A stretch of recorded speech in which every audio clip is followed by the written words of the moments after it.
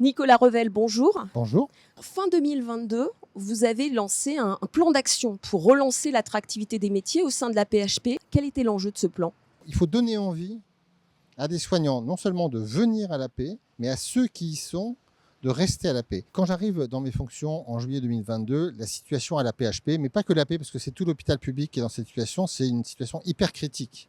On sort du Covid et en post-Covid, dans tous les systèmes de santé, en France, mais particulièrement en région parisienne, on a eu un départ massif de soignants. On a beaucoup de départs, beaucoup moins d'arrivées. On peut donner un chiffre? Oui, un seul chiffre. On a 17 000 infirmières à la PHP. On est au total 100 000. On a 17 000 infirmières. 3 ans plus tard, on a 2 000 de moins. Et quand vous perdez autant de soignants, vous fermez des lits forcément parce que vous ne pouvez plus les armer. Et on avait avant la crise Covid à peu près 8% de nos lits fermés. On se retrouve à 20% de nos lits fermés. Et là, c'est des blocs chirurgicaux qui ne tournent pas, c'est des urgences qui sont embolisées, c'est des temps et des délais de traitement qui sont beaucoup plus longs. Et donc, c'est vraiment un problème d'accès aux soins. Et puis ensuite, c'est un problème économique accessoirement parce que vous soignez beaucoup moins. Et pour ça, il ne suffit pas de faire une mesure ou deux. Il n'y a pas de recette magique. Il faut essayer d'attraper le sujet par tous les bouts. Et c'est vraiment les conditions de travail, l'organisation, le fonctionnement de la maison. Comment avez-vous conçu ce plan? Ce qui est important quand on prend des fonctions, c'est de très vite aller écouter les équipes. Et donc moi, j'ai fait très vite le tour de tous les établissements. Moi, j'ai voulu partir en me disant, on n'aura pas une baguette magique. Essayons de prendre les problèmes tels qu'ils sont exprimés et de voir si on peut amener des réponses rapides, concrètes, qui fait que dans le quotidien des équipes, les choses commencent à changer. Parce que si vous arrivez à changer par petites touches, comme je dis, par petits pas, vous recréez à un moment donné une dynamique de confiance et vous inversez un peu le processus. Et fin d'année 2022, en ayant associé les syndicats, les médecins, les soignants, tous, on a sorti un plan qu'on décline de manière très métronomique, avec beaucoup de chantiers, depuis le début de l'année 23.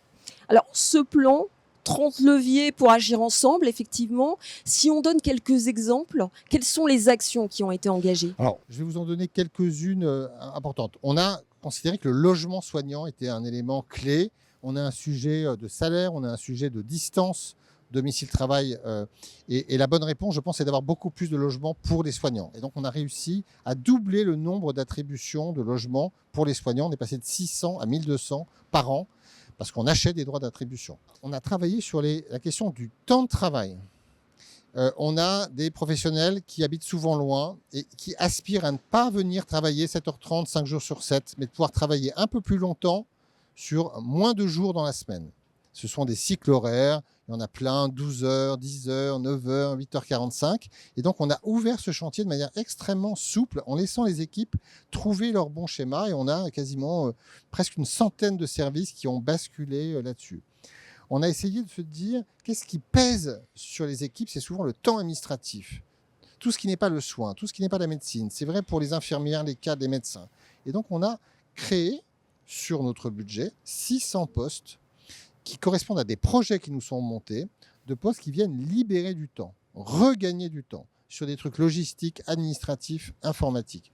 On retravaille sur tous les processus de décision pour faire en sorte que ce soit beaucoup plus fluide. Voilà. On travaille sur comment on intègre, comment on forme, comment on ouvre des perspectives professionnelles de carrière. Voilà. Quel bilan tirez-vous aujourd'hui de ces actions?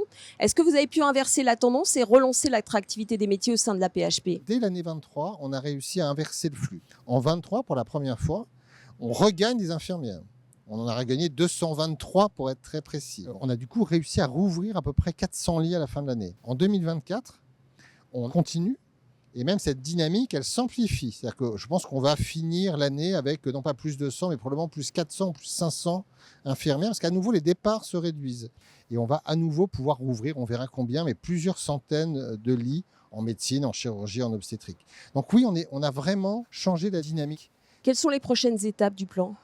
Alors, c'est un projet et un plan qui, sur sa dimension conditions de travail, vraiment s'inscrit dans la durée. C'est vraiment pas quelque chose qui, au bout de 2 ans, vous garantit un résultat. Il faut vraiment rester extrêmement mobilisé, parfois corriger des choses qui ne fonctionnent pas, approfondir des sujets. Il y a par exemple un sujet qui est la cohésion d'équipe. Parce que c'est extrêmement important sur la qualité de vie au travail, de pouvoir se parler dans une équipe, d'être respecté, d'être écouté, d'avoir des dynamiques de projet, d'être formé. Et donc, on fait tout un travail, par exemple, de formation de cadres, de soignants médicaux pour pouvoir animer dans chacun des services ces espaces de dialogue. Et ça marche extrêmement bien. C'est une attente extrêmement forte. Et puis les deux grands sujets qu'on ouvre, c'est comment on accueille, parce que le plan, les 30 leviers, c'est pas que la situation des ressources humaines et du capacitaire. Ça a été aussi d'ouvrir des perspectives sur des éléments de ce qui fait la PHP qui est absolument essentiel. L'accueil et l'accompagnement des patients sur des enjeux extrêmement concrets, comment je prends rendez-vous, comment je suis orienté dans un hôpital, comment on m'informe, la literie, l'alimentation, le parcours du patient quand c'est une prise en charge au long cours, la sortie. Voilà. Ça, c'est un travail que nous avons fini au printemps 2024 et nous sommes en train de le déployer. C'est probablement 3 années de travail. Voilà. On est en train de faire aussi un gros travail sur l'offre de soins. C'est quoi la stratégie médicale de l'AP?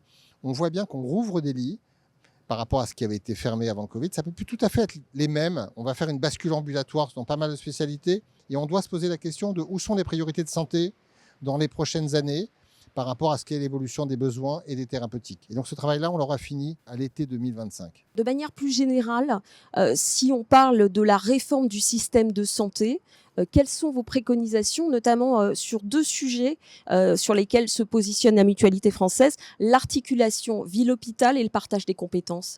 Le défi que nous avons pour notre système de santé, il tient à ce qu'on se connaît tous. C'est à la fois le vieillissement de la population, l'augmentation des pathologies chroniques. Ça, c'est la demande de santé. Et dans le même temps, on sait qu'on a une pénurie de médecins pendant une 12aine d'années. Et on va avoir évidemment des contraintes économiques sur la progression de l'Ondam. Pour moi, la seule vraie solution, c'est d'investir sur 2 sujets. C'est la qualité des soins et la bonne organisation des soins. Et incontestablement, on tourne autour de ça. Je considère qu'on n'y est pas encore parce que nos modes de rémunération et de financement du système ne sont pas orientés vers cela. Voilà. Et donc, je pense que plutôt que de revoir en profondeur le système de financement de l'hôpital, qui est un vaste sujet, mais extrêmement compliqué, plutôt que de revoir en profondeur le système des acteurs de ville, il faut qu'on arrive à rendre possible des organisations de soins, ville-hôpital, où le patient peut être à l'hôpital, à son domicile, et on arrive à financer ce qu'il nous faut, c'est-à-dire du numérique, de la télésurveillance, de la coordination des soins, de l'expertise médicale, qui permet qu'un patient qui, à un moment donné, est diagnostiqué, d'abord hospitalisé, va revenir à domicile, il va vivre très longtemps, et pour éviter qu'il coûte au système qu'il soit malade, il faut créer cette organisation de soins autour de lui, et c'est d'abord là-dessus, je pense, que les réflexions doivent se nouer pour rendre possible ces organisations et créer les modèles économiques et financiers qui aujourd'hui n'existent pas. Nicolas Revel, merci pour ces préconisations et pour votre retour d'expérience. Merci.